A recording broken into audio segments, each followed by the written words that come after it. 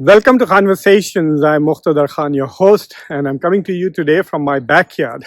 I want to do a short conversations today to basically talk to you about this whole business of why the invitation to Prime Minister Modi was so delayed with regards to G7, and why for a while we all were talking about how it's possible that India would not be invited to G7, and even though Prime Minister Modi had attended the session since 2019, this would perhaps be the first time that he would not be invited. One reason was because G7 this year is being hosted, it starts today actually, by Canada, and in the past 2 years, India's relations with Canada had deteriorated to such an extent that both sides had withdrawn their high commissioners.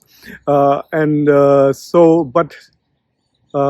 a lot of discussion in India as to why Modi was not invited, and of course the most interesting reporting I saw was from ANI, where Smita Prakash basically trashed G7 as an irrelevant institution, and then voila, on 6th of June, Prime Minister Carney of Canada called and spoke with Prime Minister Modi and invited him. So anyway, there is something that has come out. Sudha Ramachandran, who writes for The Diplomat, has broken a very fascinating account as to what was going on behind the scenes. So clearly, there is a lot of opposition in Canada to inviting Prime Minister Modi because of the way the relationship has gone bad in the last 2 years.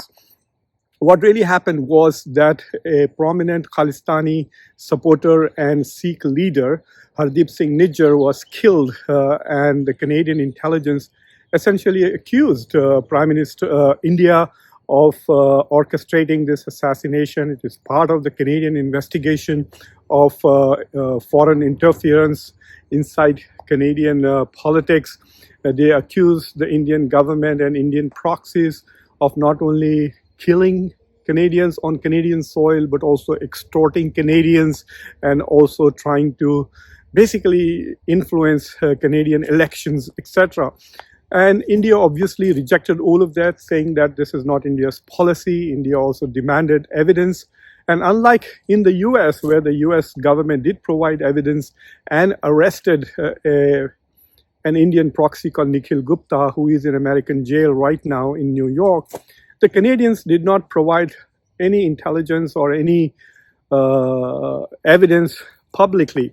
They said that they had intelligence but not evidence. And in order to convert that intelligence into evidence, they needed cooperation from the Indian government. And there were two things that the Canadian government was requesting or demanding from India. One was that they wanted cooperation to finalize their evidence so that the case could be filed against those who were involved in the assassination or the killing of Hardeep Singh Nijjar. And the second thing, they wanted accountability.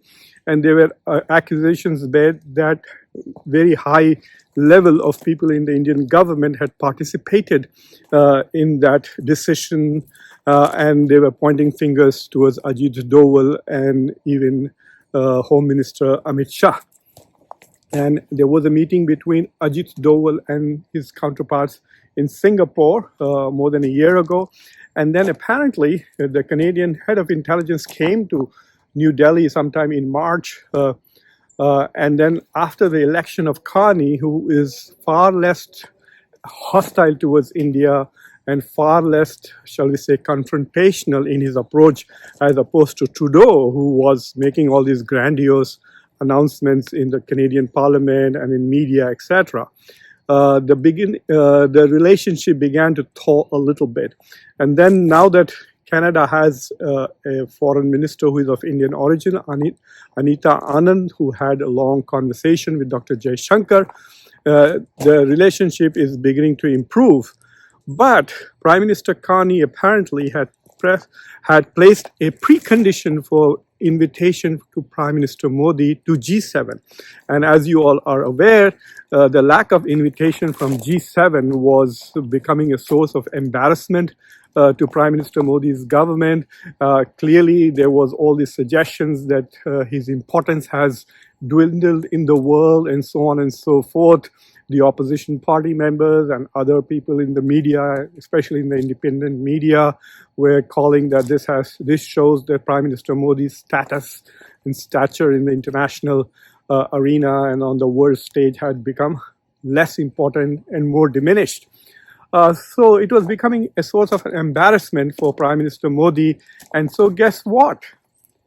The Indian government apparently has agreed to the conditions of Prime Minister Carney of Canada, and they have agreed to cooperate with India, or with Canada, and help Canada basically with its investigation. Now the question really remains is to what extent India will cooperate, but right now they have changed their position. In the past, they simply rejected it, saying that the claims that Canada was making was absurd and there was nothing really there that was not India's policy, and so on and so forth. But now it appears that the Indian government, in order to save Prime Minister Modi from embarrassment and to get an invitation to G7, has changed its policy towards Canada and has agreed to cooperate with the Canadian investigation about Hardeep Singh Nijjar. And basically they're trying to establish how the Indian government or Indian agents may have done this, and we will see to what extent India will ultimately cooperate in accountability, because that is also one of the two things that the Canadian government has been demanding. One is help to convert the intelligence that they have into evidence, and the other thing is accountability. They want somebody important and responsible who has taken these decisions for basically interference and what they call transnational repression to be held accountable. So we will see how that proceeds, but I must once again remind you that once again the Indian foreign policy has taken decisions which may or may not be in the long-term interest of India, but they certainly are in the political interest of Prime Minister Modi. As I said, it appears more and more that Indian foreign policy is these days more interested in elevating the stature of Prime Minister Modi and also more interested in trying to basically use international events to bolster Prime Minister Modi's image at home. And I think given the fact that Modi is so nervous about the elections in Bihar, if you remember when Pahalgam happened, instead of going to Pahalgam, he went to Bihar to campaign. And so it is quite possible that the Indian government has made a concession to Canada, which they had been denying for the past 2 years, more than, well, since the G20 summit in India in 2023. And now, in order to get an invitation to Canada, they have basically agreed to the Canadian agreement. As you can see, I will post a link to the article in the Diplomat that you can read in the description of this video. And thank you for watching Conversations. I'm your host, Muqtadar Khan. Don't forget to subscribe to the channel, like this video, press the bell icon, and share this video. I'm here in my backyard with Mr. Sultan. Sultan, say hello to everybody. Sultan, look up. Sultan, look up and say hello. Hello, hello. Anyway, he's busy in his investigation. So anyway, thank you for watching. I'm your host, Muqtadar Khan. Bye.